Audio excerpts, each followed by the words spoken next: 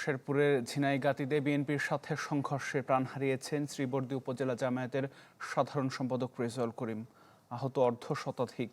প্রতিবাদে বিক্ষোভ হয়েছে ঢাকাসহ বিভিন্ন স্থানে। আর জড়িতদের অবিলম্বে গ্রেপ্তারের দাবি জামায়াত নেতাদের, না হলে কঠোর আন্দোলনের হুঁশিয়ারি তাদের।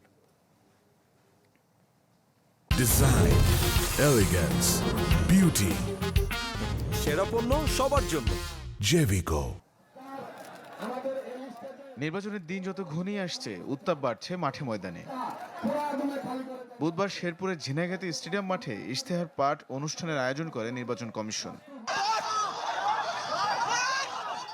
শেরপুর ৩ আসনে জামাত প্রার্থী নুরুজ্জামান বাদলের সমর্থকরা আগে থেকেই মঞ্চে বসেছিলেন, কিন্তু বিএনপি প্রার্থী মাহমুদুল হক রুবেলের সমর্থকরা দেরিতে সেখানে উপস্থিত হয় চেয়ারে বসাকে কেন্দ্র করে শুরু হয় বাকবিতণ্ডা। এক পর্যায়ে চেয়ার ছোড়াছুড়ি ও সংঘর্ষে জড়ায় উভয় পক্ষের সমর্থকরা। এ সময় পুড়িয়ে দেওয়া হয় মোটরসাইকেল, আহত হন সাংবাদিক, আইনশৃঙ্খলা বাহিনীর সদস্য সহ অর্ধশত। এভাবে কয়েক দফায় হয় সংঘর্ষ।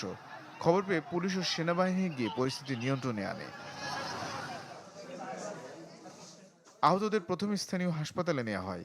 সেখান থেকে গুরুতর আহত স্থানীয় জামাত নেতা রেজাউল করিমকে ময়মনসিংহ মেডিকেলে নেওয়ার পথে মারা যান। রিটার্নিং কর্মকর্তার সামনেই ঘটনাটা ঘটছে। এখানে আর্মির উপস্থিতি ছিল, পুলিশের প্রশাসনের কর্মকর্তা কর্মচারী তারাও ছিল। এইরকম একটা ঘটনা যদি পরিকল্পিতভাবে হয়, এখান থেকে তুলে নিয়ে তাদেরকে নির্যাতন করা হয়েছে এবং এখনও কিছু ভাইয়েরা গুম হিসাবে আছে। এটা যদি প্রশাসনের সামনে, আর্মির সামনে হয়, তাহলে এটা সারা বাংলাদেশে কি নির্বাচন হতে যাচ্ছে আগামীর দিনে, সেটা কি বার্তা দেয়, এই ঘটনা থেকে আসলে আমাদের প্রমাণ হয়ে যায়। এই ঘটনার প্রতিবাদ জানিয়ে তাৎক্ষণিক শেরপুর, ঢাকাসহ বিভিন্ন স্থানে বিক্ষোভ মিছিল ও বিচার দাবি করা হয়।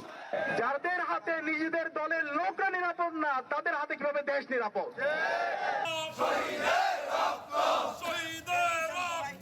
জামায়াত নেতার মৃত্যুতে ওই এলাকায় থমথমে অবস্থা বিরাজ করছে। তবে পুলিশ জানিয়েছে বর্তমান পরিস্থিতি শান্ত রয়েছে।